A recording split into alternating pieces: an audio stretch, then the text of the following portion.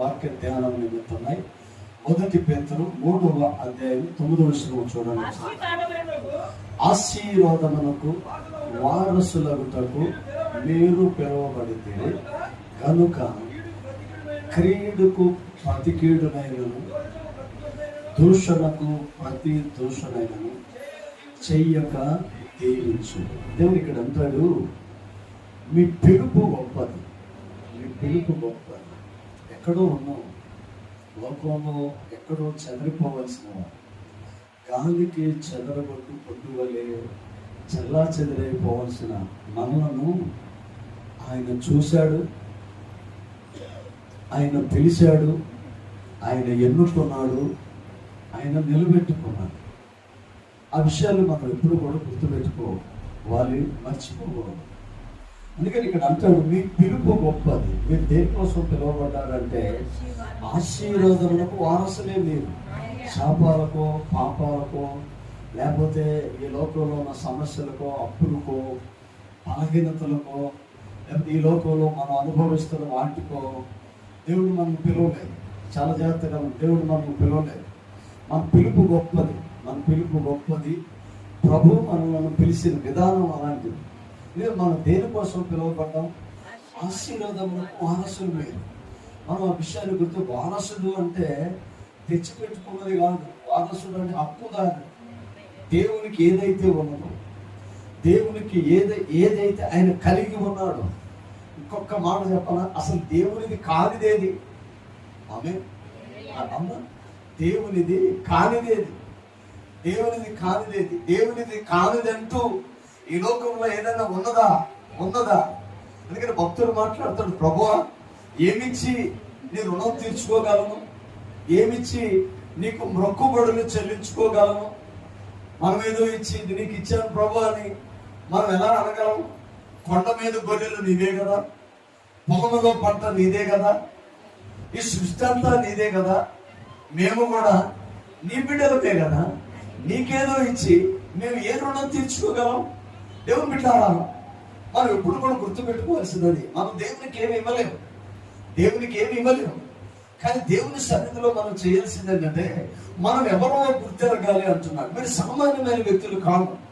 మనం ప్రభు సన్నిధికి వస్తున్నాం, కానీ కొన్ని సందర్భాల్లో బలహీనపడతాం. ఆత్మీయతలో సమస్యలు వచ్చినప్పుడు, రోగం వచ్చినప్పుడు, ఆటంకాలు వచ్చినప్పుడు, లేకపోతే వ్యతిరేకతలు వచ్చినప్పుడు, ఏదైనా మనం కావాలనుకున్నది అవ్వనప్పుడు మన జీవితం ఎలా ఉంటుందంటే ఒక చీకట్లు కమ్మినట్టుగా అనిపిస్తుంది, మనకెవరు లేనట్టుగా అనిపిస్తుంది, అందరూ విడిచిపెట్టారా అనిపిస్తుంది, ఒంటరితనంలో లోన్లీనెస్కి గురైపోతాం.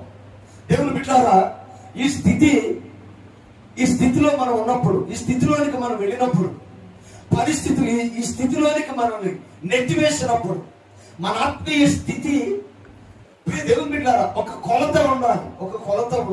అందుకని అంటే నువ్వు ఎక్కడైనా కుంగిపోతే, నువ్వు ఎక్కడైనా బలహీన పడితే, నువ్వు ఎక్కడైనా ఒంటరి నేను నాకేమీ లేదని నువ్వు అనుకుంటే, ప్రభు నీతో మాట్లాడుతున్నాడు. అసలు మిమ్మల్ని పిలిచిందే ఆశీర్వాదములకు వారసులకి చేయటానికి మిమ్మల్ని పిలిచింది. మన పిలిపే ప్రత్యేకమైనది. అందుకని దేవుని బిడ్డారా, ఏ రోజు ఎప్పుడు కూడా అది నువ్వేదో తక్కువ అనేది ఎప్పుడు కూడా మనం అనుకోకూడదు. మనం దేవుని బిడ్డలం. ఈ లోకం మొత్తం ప్రియ దేవుని బిడ్డ, లోక సంబంధమైన బిడ్డలైతే మనం ఎవరివి? దేవుని బిడ్డలం, యేసయ్య బిడ్డలం. మనం కనుక ఆయన ఉన్న సమస్త ఆశీర్వాదాలకు మనము వారసులమై సార్వత్రిక సంఘానికి కొత్త నిబంధన, సార్వత్రిక సంఘానికి ప్రభు ఇస్తున్న వాగ్దానాలు గత నెలలో మనం నేర్చుకున్నాం.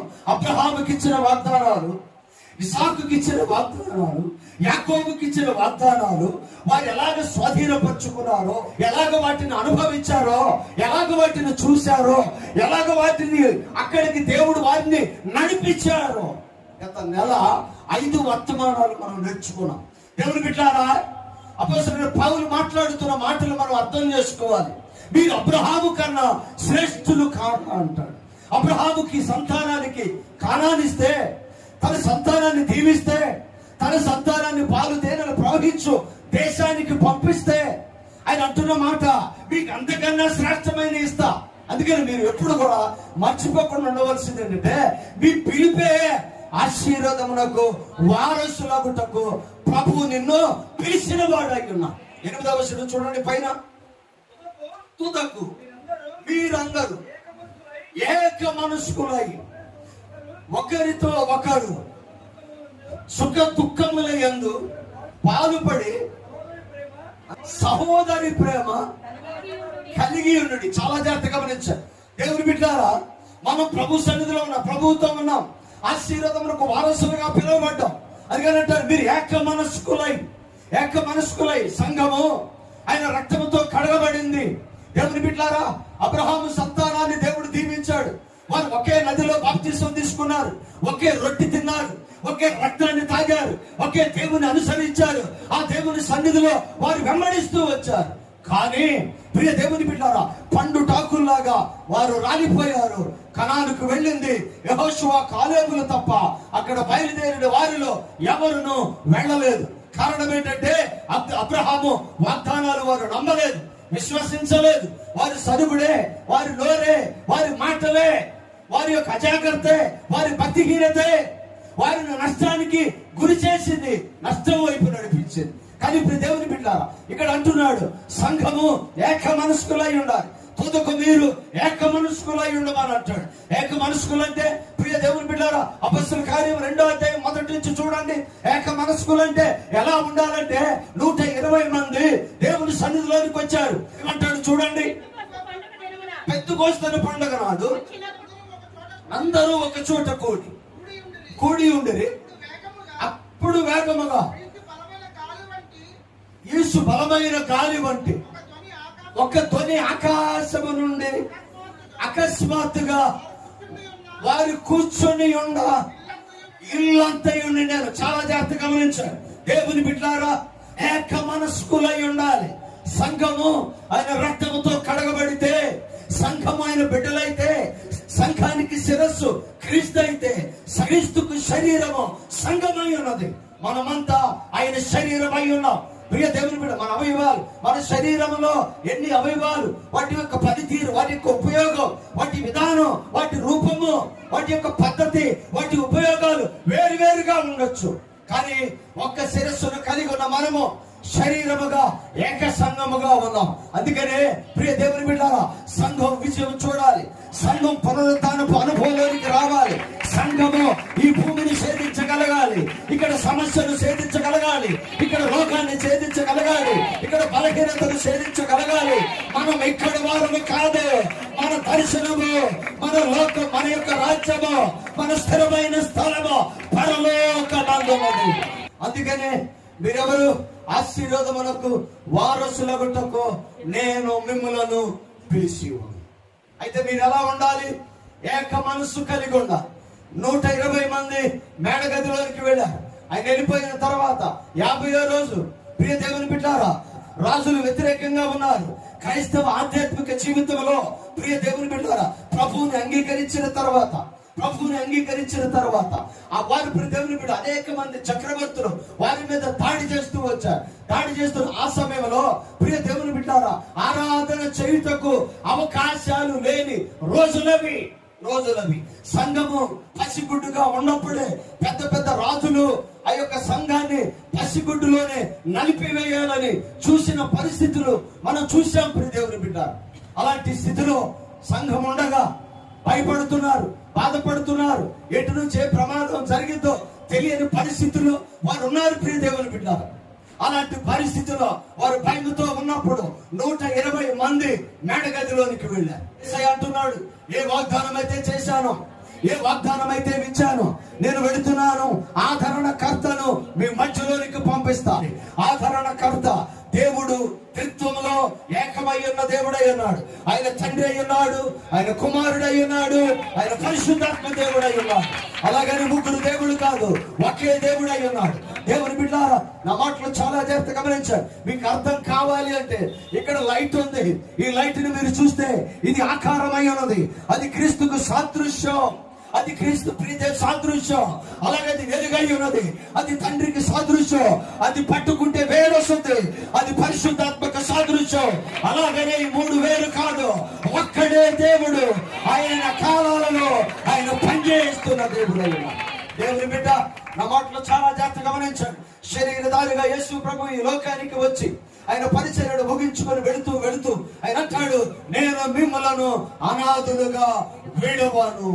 నాకెవరు లేరని, నా పరిస్థితి ఇదని, నేను ఇలా అయిపోయానేంటని నువ్వు ఎప్పుడు కూడా అనుకోని అవసరం లేదు. ప్రభు నీతో మాట్లాడుతున్న మాట, నేను మిమ్మలను అనాథులుగా విడవను. మీరు ఉండవలసింది ఏంటో తెలుసా? ఏక మనస్కులై ఉండాలి. ఏక మనస్కులై ఉండాలి. వారు 120 మంది, వారు ఏకంగా ఉన్నారు. వారు మేడగదిలో ఉన్నారు. వారు భయముతో ఉన్నారు. వారు భక్తితో ఉన్నారు. ఎట్ ద సేమ్ టైం వారు ఏ నిరీక్షణ, దేనికోసమైతే వారు ఎదురు చూస్తున్నారు, ఏ విషయం అయితే ప్రభు వారికి వాగ్దానం చేశారో ఆ ఆదరణ కర్త కోసం వారు ఎదురు చూస్తూ ఉన్నారు. ఆ సమయంలో ప్రియ దేవుని బిడ్డలారా, వారి ప్రార్థనలు, వారి మనస్సు, వారి ఆలోచనలు, వారి యొక్క తలంపులు అన్ని కూడా ఏకముగా ఒకరోజు ఆ సమయం వచ్చింది. వారందరూ ఏకమయ్యారు. వారందరూ ఏకమై ఒకే ఆత్మతో నింపబడ్డారు. ఒకే ఆత్మతో ఆత్మ కిందకు వచ్చారు. వారు ప్రార్థన చేస్తూ ఉన్నారు. దేవుని బిడ్డలారా, వారి ఆలోచనలు ఎలా ఉన్నాయో చాలా జాగ్రత్తగా గమనించండి. సార్వత్రిక సంఘము గమనించాల్సింది ఏంటో తెలుసా? అందరూ ఒకేలాగా చూడగలగాలి. అందరూ ఒకేలాగా మాట్లాడగలగాలి. అందరూ ఒకే దర్శనము కలిగి ఉండాలి. అందరూ ఒకే దేవుని కలిగి ఉండాలి. అందరూ ఒకే ఆత్మ కలిగి ఉండాలి. అందరూ ఒకే ఆత్మ ఆవేశంతో నింపబడాలి. ఎప్పుడైతే సంఘం ఏకాత్మతో నింపబడిందో పరిశుద్ధాత్మ దేవుడు ఆ సంఘాలలో ఉంటారు. వారు ఏదడిగితే ప్రభు ఆ సంఘాలలో ఆయన చేసేవాడు. నమ్మినోడు సపోర్ట్ కొడుతుంది. దేవుని బిడ్డలారా, కుటుంబం దీవించబడిపోవటానికి, సంఘం దీవించబడిపోవటానికి, సంఘంలో సరైన ఆత్మ లేకపోవటానికి ప్రియ దేవుని కారణం ఏంటో తెలుసా? ఏకాత్మ లేకపోవటం, సరైన ప్రార్థన లేకపోవటం. ఈ రోజున మనం చూస్తే ప్రేమ లేదు. ఏకాత్మలోనికి రాలేకపోతున్నారు. దేవుని బిడ్డలారా, వాళ్ళు ఎలా ఉన్నారు? ఏకాత్మను కలిగి ఉన్నారు. ప్రార్థన చేస్తూ ఉన్నారు. అందుకని ఇక్కడ అంటాడు, తుదకు మీరు ఏక మనస్కులై ఉండండి. ఏక మనస్కులై ఉంటే ఏం జరిగిందో తెలుసా? వారందరూ ఏకముగా కూడి ఉన్నప్పుడు, చూడండి అపొస్తలుల కార్యములే, వారందరూ ఏకముగా కూడి ఉన్నప్పుడు వారు స్తుతిస్తున్నారు, వారు ప్రార్థన చేస్తున్నారు, వారు ఏకాత్మ కిందకు వచ్చారు. ఆ తర్వాత అప్పుడు ఏకముగా యేసు బలమైన గాలి వంటి ఒక ధ్వని వారి మధ్యలోనికి వచ్చింది. ఒకరోజు ఒక ప్రవక్త దగ్గరికి దేవుడు వస్తాడు, తీసుకుని వెళ్తాడు, నడిపించుకొని వెళుతూ ఉంటాడు. వెళుతూ ఉండగా ఆ ప్రవక్త ఎక్కడికి వెళ్తాడంటే ఒక లోయలోనికి దేవుడు తీసుకొని వెళ్తాడు. యెహెజ్కేలు 37వ అధ్యాయం. ఒక లోయలోనికి వారిని తీసుకొని వెళ్తాడు. వెళ్ళిన తర్వాత దేవుడు అంటాడు, ఏంటి దేవుని బిడ్డలారా, పరిస్థితిని ప్రవక్త చూస్తున్నాడు. ఎండిపోయిన ఎముకలు ఆ యొక్క లోయలో చల్లాచెదురైపోయి ఉన్నాయి. వాటి దగ్గరికి తీసుకొని వెళ్ళాడు. కారణం ప్రవక్తకు తెలియాలి.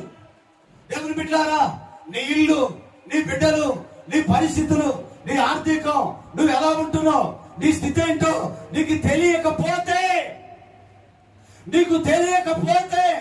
నువ్వు సరైన ఆశీర్వాదాలు చూడలేవు. కొంతమందికి బిడ్డలు ఎక్కడ ఉంటారో తెలియదు, భర్త ఎక్కడ ఉంటాడో తెలియదు, కుటుంబం ఏమైందో తెలియదు, ఇంటికి ఏమొస్తుందో తెలియదు, ఏం సంపాదిస్తారో తెలియదు, వారి ఆర్థిక స్థితిగతులు తెలియదు, అసలు ఏమి పట్టవు. పైగా ఇచ్చే సమాధానం, మాకేం తెలియదండి, అన్ని ఆయనే చూసుకుంటాడు, లేక ఆమె చూసుకుంటాడు. దేవుని బిడ్డలారా, నా మాటలో చాలా జాగ్రత్తగా నువ్వేరా చూడు, ఈ పరిస్థితిని చూడు. ఈ పరిస్థితిని నువ్వు చూడకపోతే ఇక్కడ ఉన్న పరిస్థితికి అర్థం రావు. ఎండిపోయింది, చెదరిపోయింది.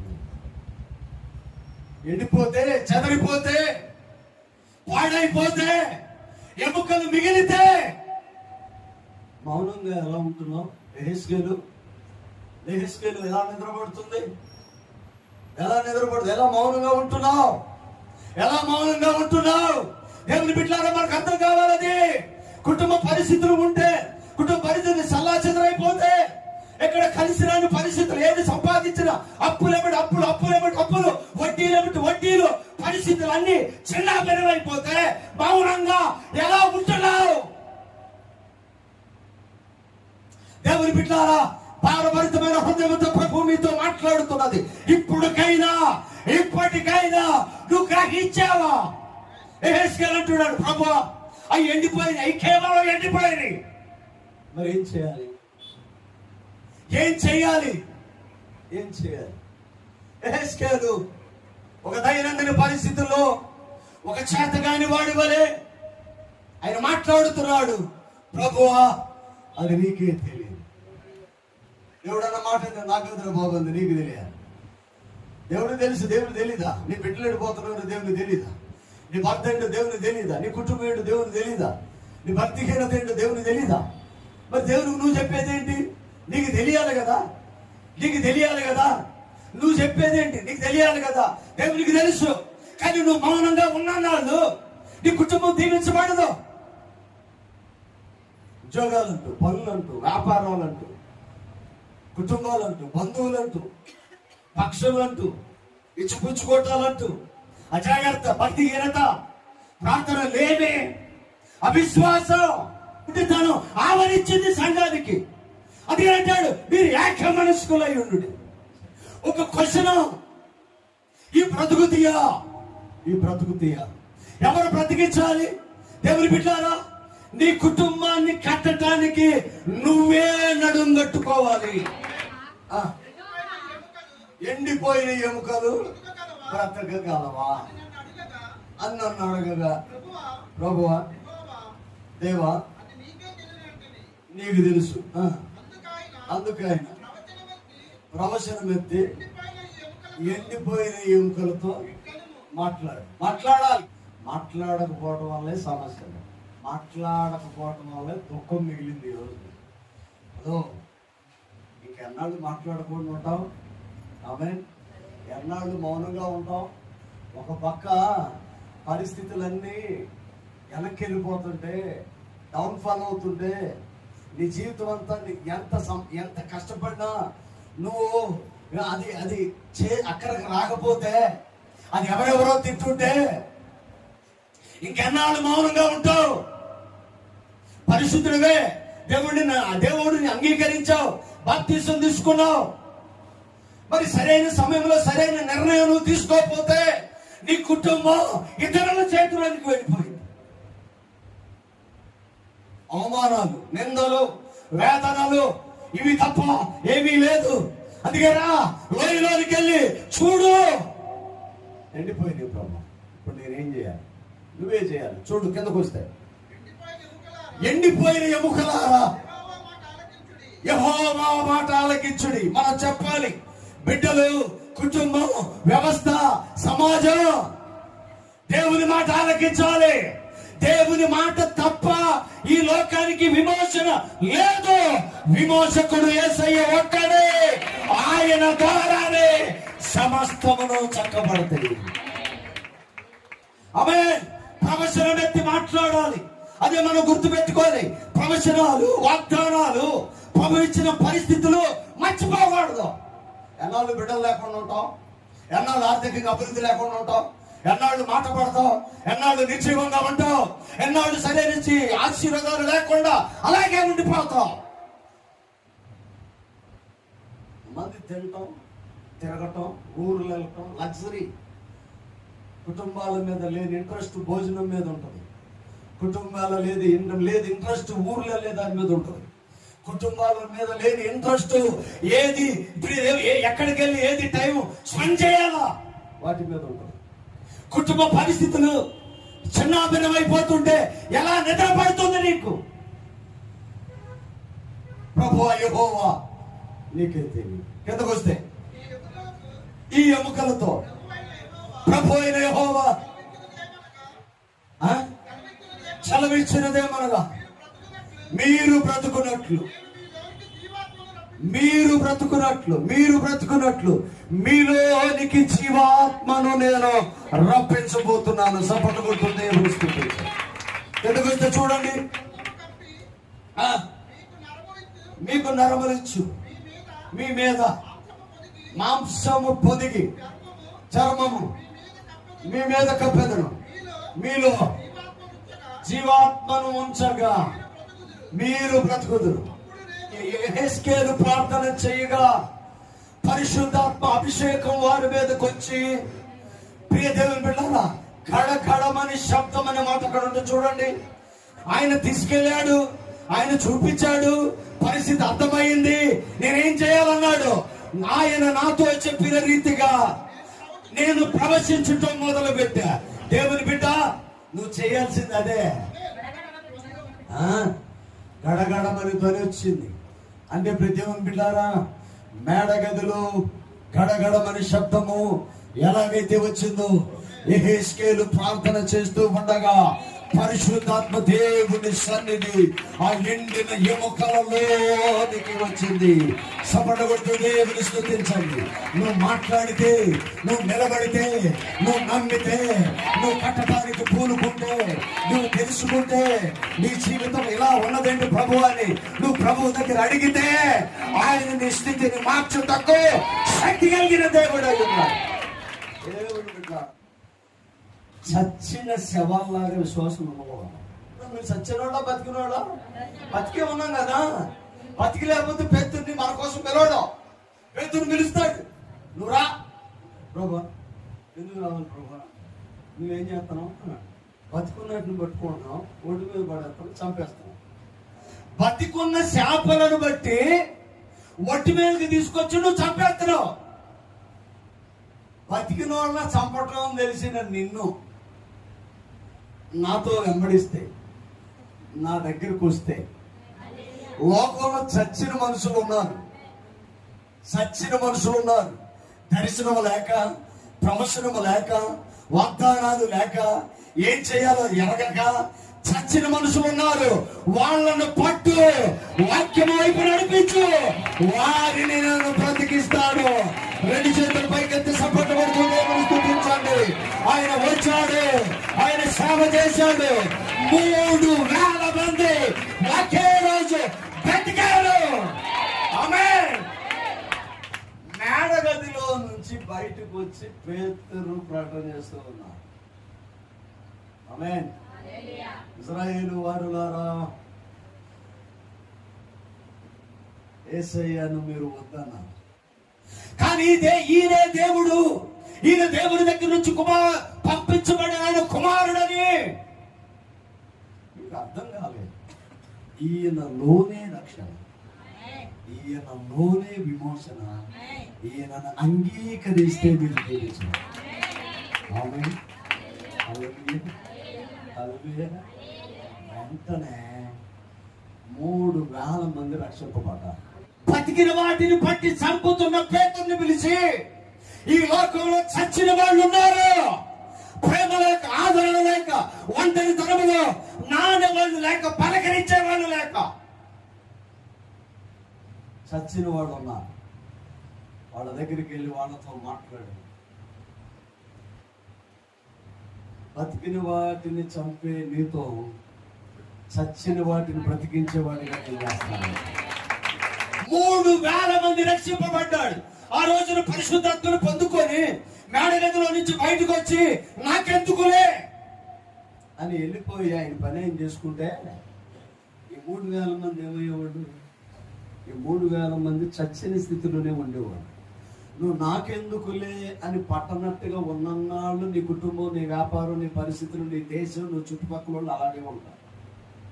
నీ ఇంట్లో కొత్త అభివృద్ధి చెన్నలు అవుతుంది, నీ ఇంట్లో నూతనమైన ఆశీర్వాదాలు చెన్నలు అవుతుంది. ఇప్పుడు పరిస్థితులు ఏంటి? నువ్వు ఎలా ఉన్నావు? దేవుని బిడ్డల మాటలు చాలా జాగ్రత్తగా గమనించండి. అర్థం కాకుండా ఇక్కడి నుంచి వెళితే నేనేం చేయలేను, కానీ అర్థం అవ్వాలి. కొత్త ఆత్మల మందిరానికి చెన్నాళ్ళు అవుతుంది, కొత్తగా రక్షింపబడిన వాళ్ళు చెన్నాళ్ళు అవుతుంది, కొత్త దీవెన నీ ఇంట్లోకి చెన్నాళ్ళు అవుతుంది, కొత్త ఆర్డర్స్ నీ వ్యాపారంలోకి చెన్నాళ్ళు అవుతుంది, కొత్త వర్క్ నువ్వు చేసేనాళ్ళు అవుతుంది. నీ పరిస్థితి ఏంటి? చచ్చిన స్థితిలో నిర్జీవమైన భక్తి చేద్దామా? చచ్చిన వాటిని లేపి జీవము కలిగిన వాటిగా మార్చేలాగా భక్తి చేద్దాం. అంటాను, నీళ్లు ఎటు పోతే అటు పోయేది సచ్చిన చేప. కొంతమందికి 50 సంవత్సరాలు వచ్చిన వాడు లారీ కింద చేస్తూ ఉంటాడు. డ్రైవర్ అన్నా అవడం ఏంట్రా అంటే పుట్టి కానిసి లారీ కింద డ్రైవింగ్ సీట్లోకి ఎందుకు రాలేదంటే ఆడను గుద్ది చచ్చిపోతానేమోనని భయం. లెఫ్ట్ కుదిరితే చచ్చిపోడా? నువ్వు ఉండు లెఫ్ట్, రైట్కి వస్తావు. లెఫ్ట్ కన్నా రైట్ బెటర్ కదా. ఆమె కళ్ళు ఈ డ్రైవర్ తెలియగల యాక్సిడెంట్ అవ్వచ్చు. అయితే అంకులు అలాంటి పొజిషన్లోకి వెళ్తుంటే మా అల్లుడి గారికి బాగా తెలుసు, రైట్కి ఖాయం చేయాలంట, లెఫ్ట్కి ఖాయం చేస్తారంట. లెఫ్ట్ ఎవరు ఉంటారు అది తెలియదు చిన్నోడు. ఏంటో నువ్వు లెఫ్ట్ ఉంటావంటే రైట్ ఉంటే గుర్తు చచ్చిపోతుంది ఎవరైనా భయం. లెఫ్ట్ ఉంటేనే చచ్చిపోతాడు. నువ్వు అది గుర్తుపెట్టుకోవాలి. యాక్సిడెంట్ అయితే ఎక్కడున్న పరిస్థితులు అదే కదా, ఏమి అదే కదా జరిగేది. అదేదో రైట్లో ఉంటే మనుషులు కదా, లెఫ్ట్లో ఉండి చనిపోయి నరకానికి వెళ్ళే కదా, రైట్ వేలో ఉండి భక్తి చేసి పరలోకి వెళ్ళటం మంచిది కదా. ఎప్పుడైనా చచ్చిపోతాం, లెఫ్ట్లో ఉన్నా చచ్చిపోతాం, రైట్లో ఉన్నా చచ్చిపోతాం. అందుకని రైట్లోకి వచ్చేస్తే బెటర్ కదా. ఎన్నాళ్ళు లారీ కిలోమీటర్ చేస్తాం. ఆమె అయినా నాకు విచిత్రం అనిపించింది, ఇదేంటరా నాయన ఎన్ని సంవత్సరాలు అంటే 60-50 సంవత్సరాలు అండి అంటాడు. ఇంకా ఏంటంటే క్లీనరే అంటున్నాడు. ఏం నినగా మందులు లేవంటే లేదు, నేను పుట్టినప్పటి నుంచి క్లీనరే అంటాడు. అంటే రైట్కి వచ్చే ఆలోచన లేదు. మరి ఎన్నాళ్ళు ఉంటాం, ఎన్నాళ్ళు నిర్జీవంగా ఉంటాం, ఎన్నాళ్ళు ఆ 10,000 ఆ 5,000 పాత నీళ్ళు వెళ్తానే కదా కొత్త నీళ్ళు వస్తాయి. పాత నీళ్ళు వెళ్ళకపోతే ఏమైంది, నాసు పట్టింది. ఆమె పాత నీళ్లు వెళ్ళకపోతే వాడకపోతే నాసు పట్టింది. ఆమె నల్లలే చూసానా. ఆ తర్వాత పురుగులు పడతాయి. ఆ తర్వాత ఎందుకు పనికి రాకుండా పోతాయి. అది ఇప్పుడు వాడాలా వద్దా? వాడాలి. అవి వాట్లా, అది ప్రాబ్లం. నువ్వు వాట్లా రా చూడు ఎండిపోయింది. మరి ఏం చెప్పాలి? ఈయన అడుగుతున్నాడు, దేవా నేనేం చేయను, నువ్వే చేయాలి. ఆయన అనుకున్నాడు, దేవుడు నా దగ్గరికి వచ్చాడు, నన్ను రమ్మని పిలిచాడు, నన్ను లోయలో తీసుకెళ్ళాడు, ఇదంతా చూడమన్నాడు. ఇప్పుడు ఇలా అంటాడు.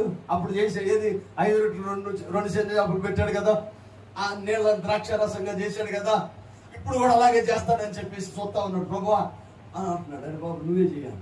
ఎప్పుడు చేయాలి? ఒకసారి చెప్పండి, నేనే చేయాలి.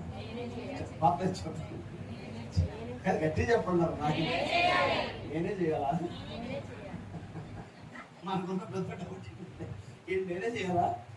నువ్వే చేయాలి. అదే కదా అంటున్నాడు. దేవుడు పెట్టారు. ఈయన అనుకున్నాడు, నన్ను తీసుకెళ్ళాడు, లోపలికి తీసుకెళ్ళాడు, చూపించి అసలు ఏసై నాతో వచ్చాడు, ఇప్పుడు అంతా ఆయనే చూసుకుంటాడు, ఆయనే చేస్తాడు, అసలు చూడు అనుకుంటున్నాడు. ఆయన చేతులు కట్టుకొని నువ్వు చేయి అన్నాడు. అమ్మాయి హలో. ఎప్పుడు కూడా మనం నడిగట్టుకుంటే ఆయన ఆలోచిస్తాడు. నీ బిడ్డలను కట్టి తెలివిస్తాడు, నీ కుటుంబాన్ని కట్టి తెలివిస్తాడు, నీ వ్యాపారాన్ని కట్టి తెలివిస్తాడు, నీ సంఘాన్ని కట్టి తెలివిస్తాడు, నిన్ను దీవిస్తాడు. నీ ద్వారా నీ ద్వారా నీ ద్వారా నీ ద్వారా కట్టబడితే శ్వాసంతో ప్రవచనం ఎత్తి మాట్లాడు. చూడు నాన్న అక్కడ చూడు. అందుకైనా ప్రవచనం ఎత్తి ఎండిపోయిన ఎముకలతో మాట్లాడు. ఇట్లాను, ఎండిపోయిన ఎముకలారా యెహోవా మాట ఆలకించుడి. ఈ ఎముకలకు ప్రభు అయిన యెహోవా సెలవిచ్చినది ఏమనగా, మీరు బ్రతుకున్నట్లు నేను మీలోనికి జీవాత్మను రప్పిస్తున్నా. ఎవరు? దేవుడా? దేవుడా రప్పించే దేవుడా? నన్ను దేవుడు కాదు, దేవుడు కాదు, అసలు కలగ తెచ్చుకోవాలా. ఆత్మీయ నేత్రాలు తెరిపించాడు అంతే. ఏం చేయాలి అక్కడ? ఆయన పెద్దగా ఏం కలగ చేసుకోవాలి. నువ్వున్నారా బాబు? వస్తున్న రోజు కొంతమంది అండి అక్కడక్కడే తిరుగుతూ ఉంటారు. అక్కడక్కడే ఆ ఎముకల్లోనే తిరుగుతున్నాడు ఈయన. ఆ ఎముకలు కాళ్ళ తగిలితాడు తీసి పడేస్తున్నాడు, చేతులు తగిలితాడు తీసి పడేస్తున్నాడు, దాటుకుంటూ అక్కడే ఉంటున్నాడు. కానీ గ్రహిస్తలా తీసుకెళ్ళాడు. ఏంటి చూడు, ఎందుకు చనిపోయింది, ఎందుకు చెల్లా చెదిరాయి, ఈ పరిస్థితి ఏంటని అన్నప్పుడు నిజం కదా, వీటినే కదా తనుకుంటూ వెళ్ళాను, వీటినే కదా పక్కన పెట్టేశాను, వీటినే కదా నేను పట్టించుకోలేదు, ఇది నా పని అనుకొని ఆయన ఏం చేశాడంటే మాట్లాడటం మొదలేశాడు. ఎప్పుడైతే మాట్లాడటం మొదలేశాడో దేవుడు పూనుకొని కార్యాలు చేయటం మొదలుపెట్టాడు. చదవండి, కిందకు వస్తే చూడండి. అప్పుడు శర్మము కప్పి నీకు నరములిచ్చి మీ మీద మాంసము పొదిగి చర్మము మీ మీద కప్పెదను. మీలో జీవ ఆత్మను ఉంచగా మీరు బ్రతుకుదురు. అప్పుడు నేను యెహోవానై ఉన్నానని వారు తెలుసుకుందరు. సప్పట్లు కొడుతూ దేవుని స్తుతించారు.